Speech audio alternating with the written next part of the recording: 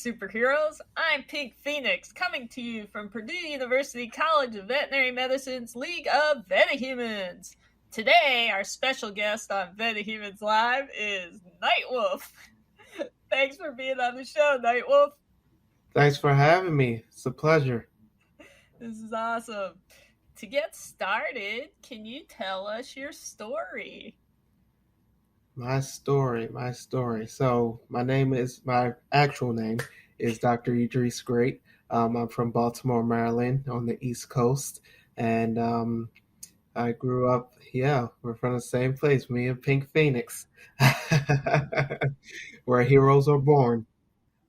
Grew up there, and then I went to undergrad in North Carolina Agricultural and Technical State University in Greensboro, North Carolina, and then from there ended up at Purdue for vet school, where I recently graduated in May of 2021. Cool. Tell our listeners how you decided on your superhero name. Yeah, that one was a long, difficult road to get to my superhero name, but I knew one thing: I wanted to incorporate my favorite animal, which is a wolf, and then the other side of it was trying to also incorporate my favorite celestial body, which is the moon, and knowing that wolves howl at the moon, or that conjunction that's always made for them to, it made sense to incorporate night in there somewhere. And I think with me being in the position that I was in, to be able to speak up for others, especially at school, or to give a voice to others that didn't really have a voice or feel that they had a voice, it made sense to make the night into a knight, as in K-N-I, as in a warrior or a being of a physical presence, and being able to step up and speak up for those that don't feel that they can. That is beautiful, and you embrace that name. Thank you. I try. Can you tell us the moment that you decided that you absolutely had to become a veterinarian? Absolutely had to.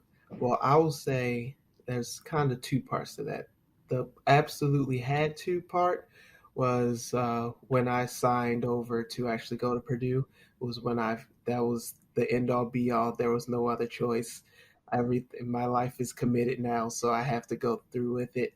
But the original place of where I got the idea from to be able to get to even that portion of my life was watching Steve Irwin and Animal Planet and all those things when I was younger. And my parents would ask me all the time what I wanted to be when I grew up. And my father, one instance when my father asked, I was just finished watching Steve Irwin, and I said I wanted to be like Steve Irwin and work with animals. And he mentioned to me that if I wanted to do anything with animals, why not be a veterinarian?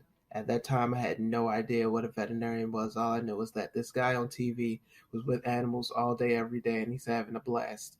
So I assumed that it would be something similar, and he just mentioned to me that if I can spell the word, then I could be it. So ever since then, I told people that I would be a veterinarian when I grew up, and through second intention and through God's will, that I got to where I am now. That is excellent. How old were you when that happened, when you saw that episode? I was about 6. Yeah. Beautiful. It was a long time repeating what I wanted to be. At one point in my life that people actually started telling other people my answer without me having to say anything. So people say, "What do you want to be when you grow up?" And everybody else like, "He wants to be a veterinarian. He's going to be a veterinarian." So at that point, I felt like it was just meant to be for me to get to where I am. So as a 6-year-old watching TV, when you thought about what kind of veterinarian you wanted to be, is it the same kind of veterinarian that you are now? I think yes and no.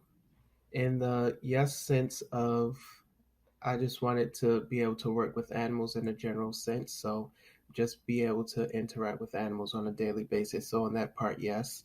I would say the no part, as in I probably originally just wanted to work with exotic animals, wildlife animals, and aquatic animals, which I can still do and which I tend to still do and get to at some point, just building my base at the moment. But um, the no in the sense of I probably at that time just wanted to be out in nature and running around like Steve Irwin was and jumping away from snakes and things of that nature, but still being respectful to them and still understanding that we're in their environment and they're not in ours. So we got to have that mutual respect type of thing. But yes and no is the answer. Yes, mutual respect is very important. Absolutely. So you recently graduated, but it probably seems like a long time ago. Yeah. Tell us what that first year in practice has been like.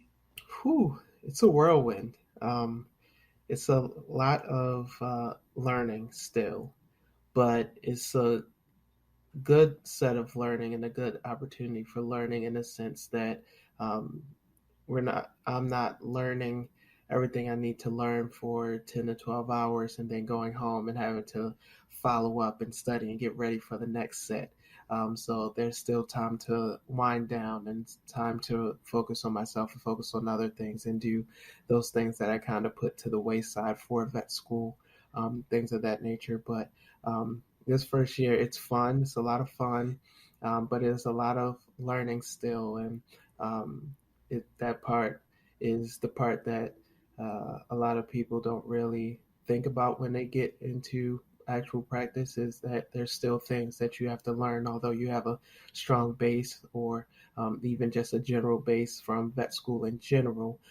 There's still nuances and things that you have to learn, whether it's down to how your individual team works or to how what you have to do on your day-to-day basis for your individual job, all the way up to the small things of um, what type of medications that you have access to be able to use at this moment, where at school we may have had any and every type, so you can have your pick of anything and it'll work. But sometimes when you're out in the real world, you may have to go through 2 or 3 different options to get to the response or get to the treatment that you've uh, been thinking about getting to or that you need to get to.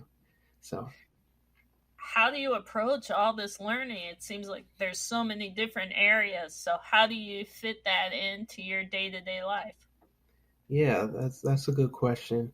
Um, I think for me, the way that I do that is sometimes I've learned to write things down more.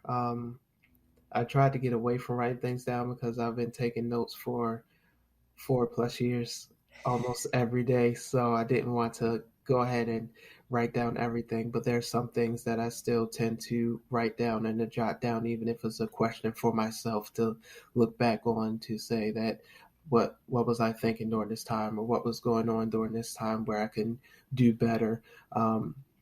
The next step to that is mentorship. Mentorship is important to me, and I think that is essential for any new grad. That you have somebody to bounce ideas off of, even if it's just a quick question and not a full 30 to an hour minute session of talking about things. It's just a quick call or a quick walk to their office to have a quick question and answer that question and get those ideas and thoughts run by another person and have their knowledge base given to you and such that way. Um, and I think the other thing is, for me, it was always one thing to, it was always a good thing for me to have some sort of balance. I don't think we'll ever fully have a 50-50 balance in anything that we do, but when something needs 70% and another thing needs 30%, then it's making that shift to put more focus in those areas than others. So sometimes it's having to focus on my treatment plans and getting those things together, or where sometimes it may be focusing on communicating with my clients or communicating with my team, and just taking each day in each case individually and working those things down by themselves. And then at the end of the day, end of the week, or end of the month, or a quarter, whatever time frame that um, you set forth or that I set forth during certain situations, I go back and try and evaluate those things and what I wrote down or what I was thinking, and see what I can improve on, and what I did well, and those type of things. So I just try to, there's multiple ways of doing it in multiple layers, but in short, it's writing down a couple of things, and some other things is just being repetitive, and then other things is just talking to someone else about it to get their insight or to get their thoughts and ideas. I love your strategies. I especially like the self reflection and that you make time out to think about things and improve your self awareness and also get help from others. Just perfect Absolutely. strategies. Thank you, thank you. It's a lot of that I did learn from being at Purdue, so I'll give some credit when credit's due there. You've got a lot going on. And I know work days can be long, especially right now. So, how do you manage your time? Do you have a team? Do you delegate? How does that work? Yeah, so it's very busy out here in the real world, especially for general practitioners and emergency vets. Both of us were, at least from my experience, we've been swamped and backed up. And I did also, as a sidebar, I do have a mentor that owns her own practice, and she mentioned to me that although it wouldn't be ideal to just go ahead and open up your own practice as your first year out, you still would be profitable and still make an impact there because there's so much business to be had out here. Um, but back to the original question. So yeah, it's multifactorial in the sense too that part of it is being self-aware and knowing what I can handle and the time frame of where I can handle that, or trying to give myself a general sense of that time, how what I can handle during that time. Then the next phase is being able to delegate, like you mentioned there, whether it's delegating myself or delegating with my team, um, and with the hospital in general. So having one person do this, have another person do that, having two people work on the same project to get that done quicker, or the same client, same patient, get those things done. And even for myself, I've realized that some places that the veterinarians aren't as hands-on as some people would be. So for myself, if I need to step in and do something to help out my staff, then I'll go ahead and do that. So it makes it better for all of us because I feel like my staff is the core to how much work I can get, how much work and how much business, and then how many patients we can actually help out throughout the day. So if my team feels supported, they feel more balanced and have some of that downtime and be able to reflect and be able to get through their day to day without being overly stressed from things that I can control, then I try and do that so that we all can get through these rough days. And then on the other hand, when it's time for the day to be over, my day is over. Um, the most that I've stayed over has been 30 minutes, and that's because I didn't want to push things over to the next day, not necessarily that I had to be there. So when it's time for my day to be done, I make sure it's done. And when it's time for my team's day to be done, I make sure that they're done as well. So I'm very strict on that part of making sure that everybody takes their personal time and gets their breaks and things. Very diligent with that. But in the grand scheme of things, it's just trying to make sure that everybody does something or has their part so that in the end we're all able to come back a little more refreshed and be able to get through these tough times and rely on each other. This is all excellent. I want to follow up a little bit. So, Yeah. first, to give us a frame of reference, how long is a typical work day for you? and what does that look like in a week?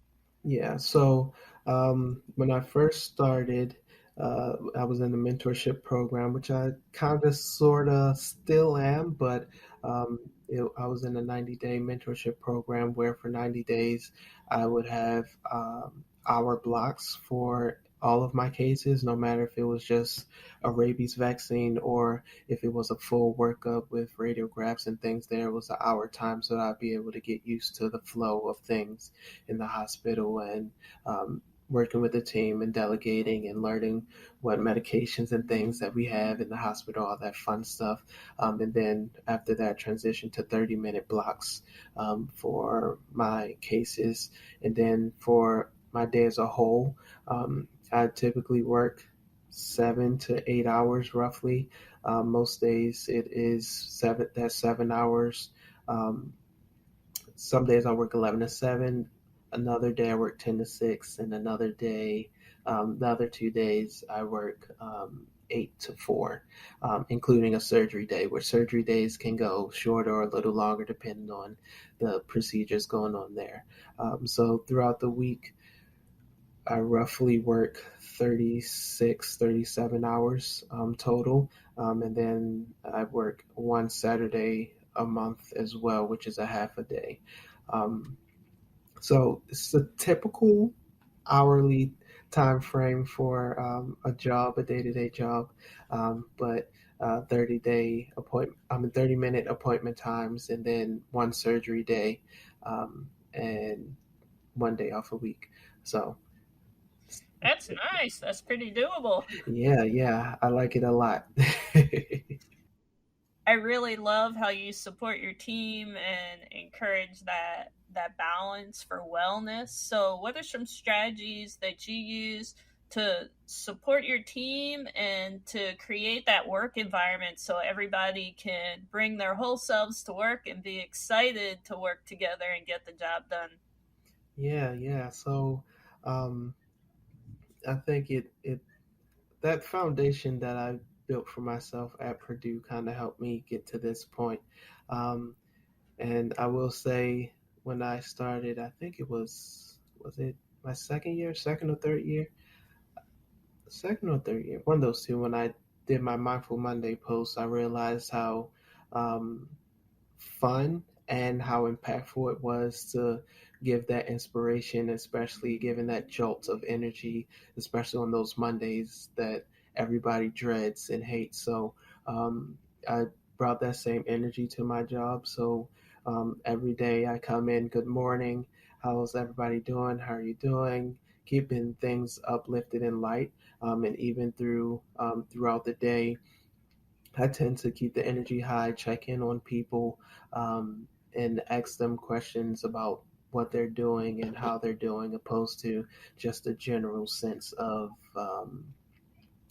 well, hey, how you doing? And then leave. I actually try and listen and hear what they're saying and kind of try to feel how they're doing that day.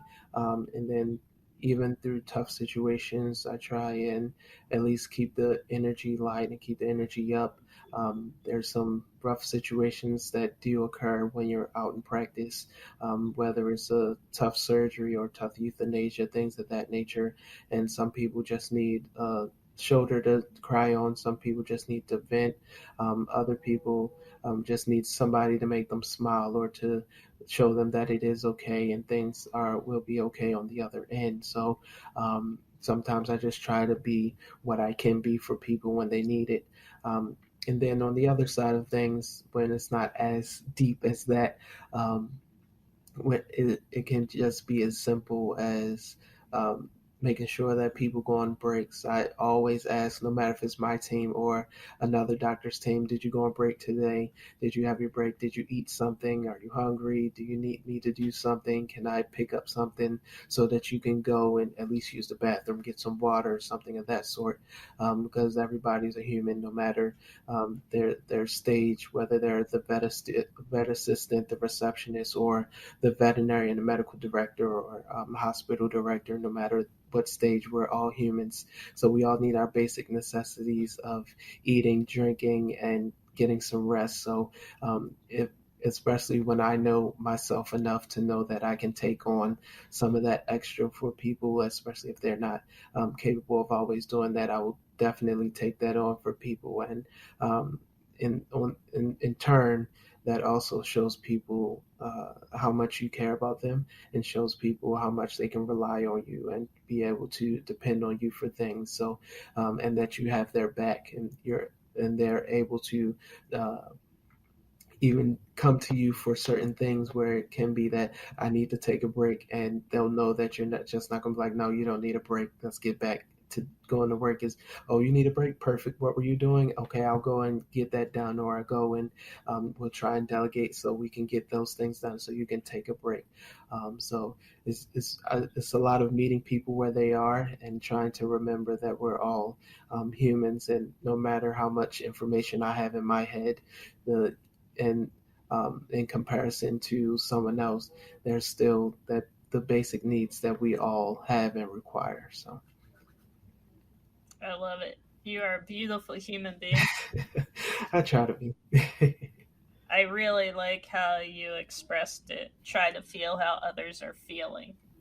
Okay, let's talk finances. Oh boy.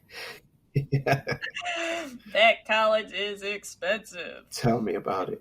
Now you're just starting out. You got your first job. What strategies are you using to build your financial health? Yeah, there's a couple here. Yeah, vet college and vet school in general was not the cheapest thing that I ever purchased. But worth it. But worth it, absolutely. It was definitely an investment. There's multiple things. I think for me, a lot of in general, what I do is I try to get multiple ideas and multiple thoughts on the same topic in the same situation. So I'll talk to different people, whether it's an actual veterinarian or it's a veterinarian that's a diplomat, or a veterinarian that's boarded somewhere where they're going to have that extra insight and have those extra loans, but also have that extra income as well. Or whether it's someone just like me that just graduated, somebody that graduated where they may have paid a eighth of what I paid for vet school in total, and they have an idea of how things and finances work. And then there's people outside of vet med that can give insight as well. So I try to talk to multiple people. I also started to learn about investing and buying in the stock market and things of that nature.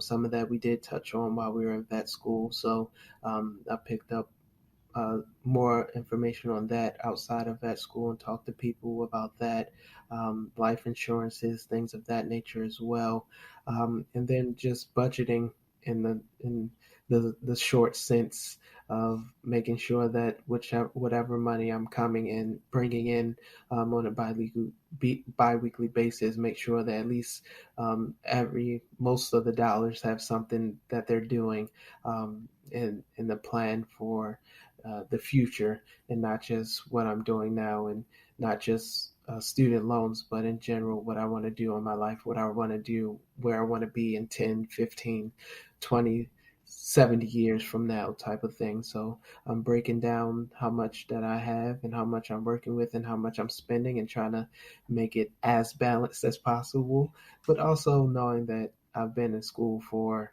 22 years. So that now that I'm in the real world, I can spend some, and I have some money to spend. I can spend some money and do some things that I would want to do. So making sure that I focus on those things as a baseline. So that's kind of how I approach the finances. Not too heavy in where I have to pay off my loans as soon as possible. Hopefully those student loans will get forgiven so I don't have to worry about it soon. But you never know. So you have to prepare for all opportunities in all situations there, but making sure I also still am enjoying life and I'm not miserable out here. Yeah, it's a good feeling having some money to spend, isn't Oh, it? absolutely. Absolutely. And not just twice a year. And it takes a while to get used to. Yes. Yes, it does. I'm still getting used to it.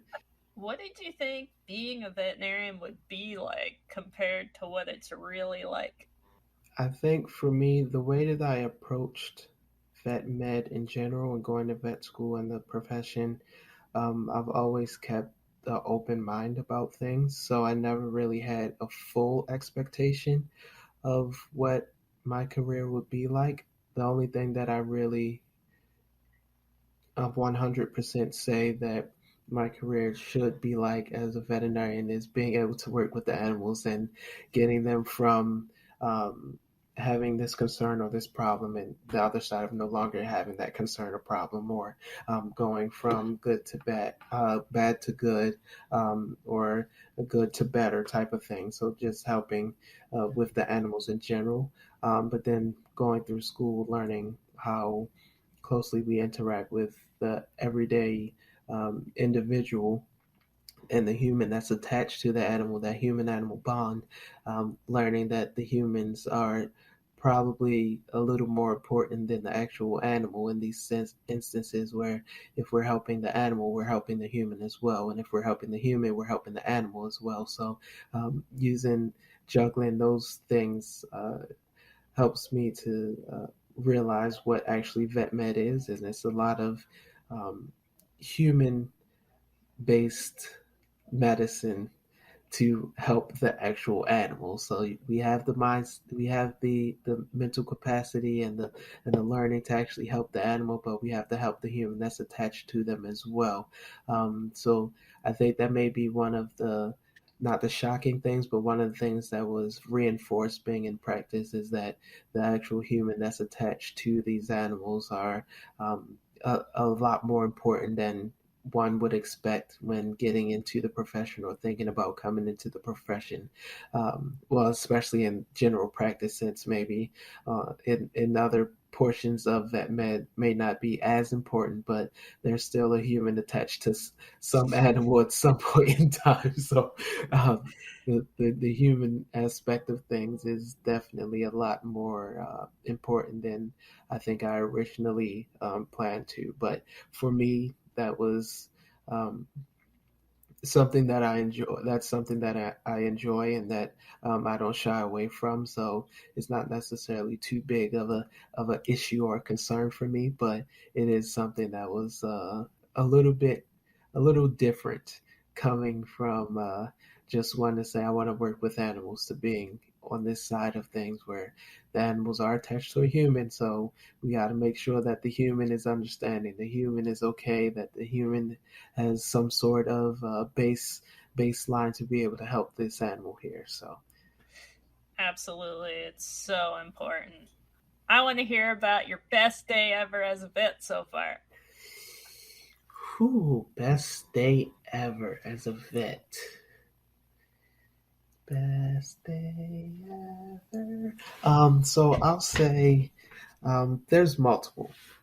Best days in general are those days where I come into work and well, I'll share this story. We had a team meeting about some new developments and new things that we were gonna do and that we're working on.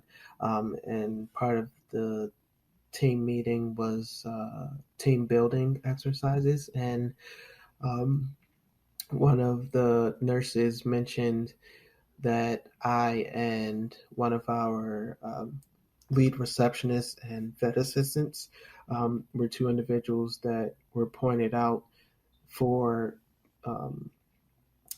if the question was asked, is there something or someone here that you wish you could embody what they do or how they do things or carry themselves? And me and the vet assistant receptionist were pointed out as being the individuals that if I could wake up in the morning and carry that energy into the workday and have that much fun coming into work, then I would definitely do that. But I can't. That's what what was mentioned. So for me, that was it was cool to be recognized for that because I just felt like coming in day to day basis, just saying good morning, how you doing, and having a smile on my face and bringing that good energy into the building was just the regular thing for me. But then having it pointed out like that and having someone that wants to, that thoroughly enjoys having that and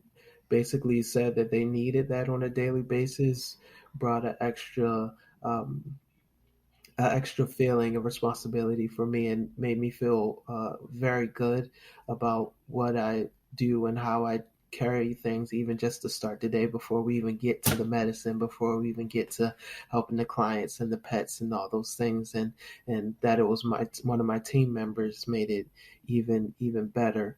Um, so in those type of things I'm on missing the you good even days. more because I do miss that. Seeing you in the morning, you would pop in, Just making always sure bringing the everybody is energy. doing good, you know?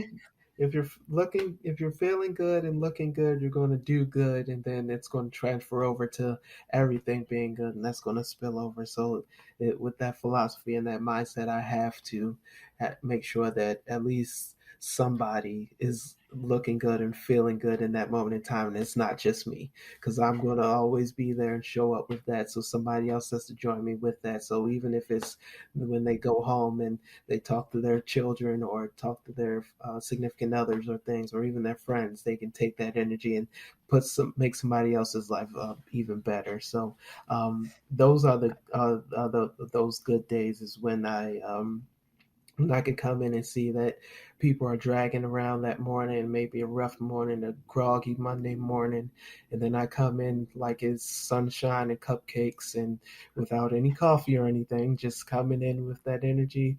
Let's go, everybody, wake up, let's sing a song and let's get the day started and get this energy going. And then seeing how people perk up throughout the day and they're waiting for me to come in to bring that energy at work. Those are my best days there. And then there was another day that was very significant for me where I had an African American client that was in the room. And when I walked in and introduced myself as a doctor, they were like, "Oh, you're the doctor?" And the shock would, for some people, would throw them off, but that shock for me, I could tell, was a shock of, wow, I feel comfortable being here and talking to you. So I could see how their body position went from I'm stressed about my animal to, okay, well, at least I can talk to this person and to open up. And from there on, that 30-minute appointment went a little bit longer because they decided to share every little thing. But for me, that was a good thing, that to be able to represent the profession in that way, and especially coming from the background of being in voice and trying to help with diversity and inclusion on the school side, to be able to show that and embody that and be that now for clients and meet the population where the population is. Those are definitely good days where I can see and tell that maybe if it was somebody else that would have came in, they would have got the information that they shared with me, or they wouldn't have been able to um, help as much because of the openness and the comfort level that they already share with me, just because we share the similar background and the similar culture there. So that was those type of days were definitely some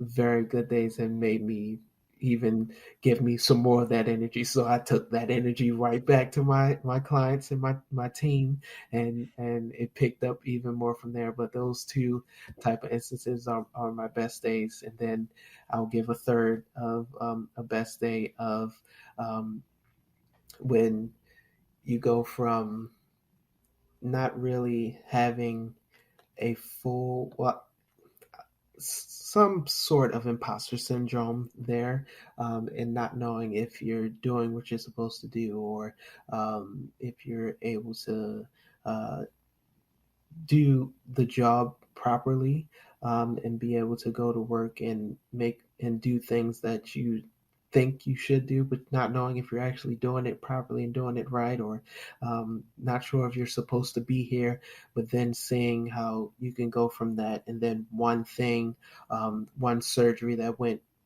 spotless and carefree, or one patient that came in and the owner's thinking that they're one step away from euthanasia, but then on the other end, they're back up and they're 8-year-old dog that's acting like they're 3 again, because of the treatment plan that you've placed and instituted with them. Those type of things where um, when actually helping those pets and those clients go from bad to good in those instances are definitely very good days. And getting that reinforcement from mentors and other veterinarians in the hospital, like, oh, I didn't know that you could do that, or oh, that was new that you did it that way, to be able to get to the result that we all want to get to there. So those type of days are my top 3 days that I've had so far. This is great. So many good days. The best job ever. Absolutely, absolutely, and there's only more. And you've given all our listeners a mission. I think we all need to embody Night Wolf and Absolutely, brighten somebody's day today. absolutely. Smile, wave, even just saying hi can brighten somebody's day. So, how do you brighten your own day? What do you do for fun? Yeah, brighten my own day. So every morning I start my day with walking my dog, which can be looked as a chore to some people, but I've learned something from people that I follow and watch on social media and things of that nature. And even one of my favorite artists at this time, but they embody gratitude over the past couple of years. So I'm trying to be more gracious with my what I have, and the position that I'm in. So even being able to wake up in the morning to walk my dog, is that I'm gracious to be able to wake up this morning and being able to care for an animal and have a dog, and that he's able to get up every morning and to walk and to use the bathroom and all those type of things, just the small things, and being outside and being able to smell the fresh air and to be in the world and being able to walk. Those small things of gratitude have compounded, to make that 1 30 seconds good, to be able to build up throughout the day to make the whole day great, because every little thing is something that I'm trying to be gracious for. And then outside of that, it's coming back home, sharing, spending time with my friends and my girlfriend and my dog there, and then going out to eat, trying new things, other things like going to the gym. Um, what else do I do for fun? Have to work out because sled club is still, you still have to embody sled club. I still wear my sweatshirt. Absolutely. Still have the sled in my trunk. So whenever I need to go ahead and pull something, I just pop the trunk and I get the going. Um, so Walk through walls. absolutely, we walk through walls. So those things are kind of the baseline there, but I always like trying new things. And now that I have a little bit of money, try and go on vacations and things of that nature, or at least going to see other places now that I'm in a new state as a whole, that I haven't really been able to experience. This is a ginormous state in Michigan here, that I didn't realize how big it is, and I didn't realize how vast of things there are here, especially nature things. So I'm going to different places around the state, whether it's just a weekend trip or a day trip, and trying those new things are interesting and fun for me. So Yeah, you always make the most of life. you have to. So while you were here in Indiana, you were somewhat of a local superhero. Wow. I know you inspired quite a number of kids around here to be veterinarians. Some of my friends, my best friends. And they miss you. I miss them too. Do you plan to continue that and work with kids where you are? Absolutely, absolutely. That's one of those things that I'm working up to. I also want to make sure that I have a solid foundation in my day-to-day job first, but absolutely getting into community engagement and getting back to being with those kids and uh, having to teach them things, and even just talking to them and seeing them on a day-to-day basis. And whether it's the one kid that wants to talk about the Ravens all the time and try to bag on the Ravens, although we're here for vet med, those type of things are which helped me get through vet med and get through vet school. Those type of things, I definitely want to get back to. We got them all wearing purple now. Perfect. That's what I like to hear. Ravens Nation. Yes. Be more. Absolutely. Yeah, definitely want to do that and do those things. My sister was up here a couple of years ago while I was in vet school, before she moved back home, and she worked at a Boys and Girls Club. And she had me come in and talk to the kids one day. So there's already a small relationship there that I can always pick up on if I need to, or when the time is right. But definitely, I have to. It's an obligation, and it's a need out there for it, and I feel a personal responsibility for it. But it's a personal responsibility that I put onto myself and that I want to have and I want to take on. So it's coming soon. And we need people like you out there inspiring everybody. Absolutely. Knife Wolf to the rescue. So on that note, before we sign off, what inspirational message do you have for our aspiring veterinarians out there?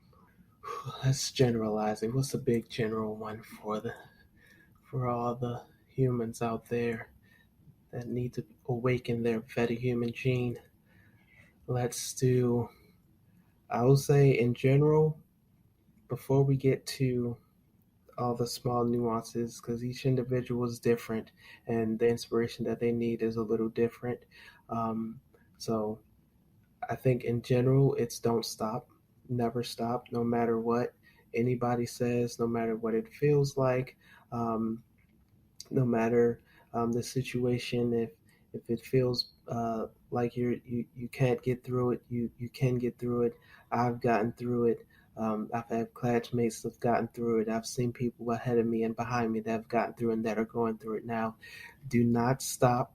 Keep going, one foot in front of the other, and soon you'll be walking out the door. I think that's how the song goes. But do not stop. I'll tell a story about myself where there was a point in my junior year where I got a D.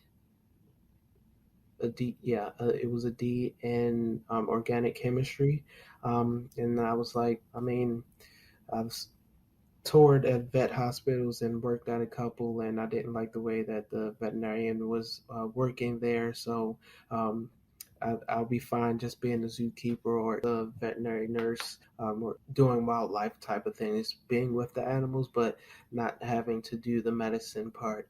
But then one of my, at the time, my mentor and my advisor sent me to Tuskegee for their summer program. And there I was rejuvenated to come back into the profession and to realize that although that was a small hiccup or a hurdle that I had to go through, or a wall that was there, I had to walk through that wall, and I had to jump over that hurdle. And although I needed some support there, maybe a rope, or maybe it was somebody that tapped on the wall a little bit so I can walk through it, I was still able to get through that wall, and I wasn't deterred fully from vet med, where I've seen individuals that were deterred from vet med, whereas maybe a small thing of something going on in their lives, or something as if or organic chemistry or something like that, which is a huge hurdle. Physics as well. But never stop, keep going, and tell somebody your dream, and it'll keep saying it every day, all day. Tell any and everybody, and it'll come to you. What you put out there will come back to you. So keep going, never stop.